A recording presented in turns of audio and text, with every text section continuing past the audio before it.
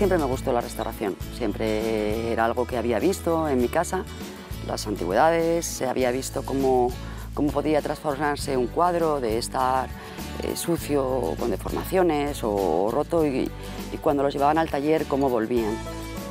Al principio probé otros campos, trabajé para escuelas taller dando clase a discapacitados psíquicos de pintura, trabajé de restauración también en escuelas taller de restauración y luego ya a través de la Consejería de Cultura comencé mi labor como restauradora aquí en Asturias.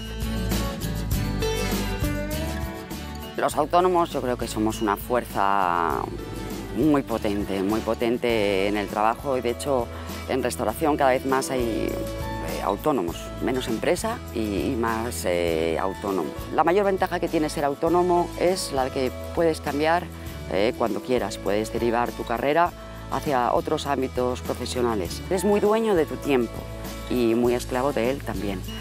No te vas de la oficina a las 3 y cierras una puerta. A las 3 te planteas qué va a ser de mí la próxima semana.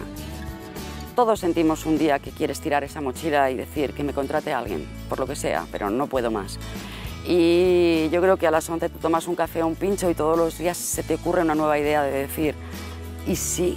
¿Y sí? ¿Y sí? Me planteo hacer esto. Tirar y pelear, te pueden cerrar 4 puertas, pero igual una quinta se abre y descubres algo que no te habías planteado y te gusta.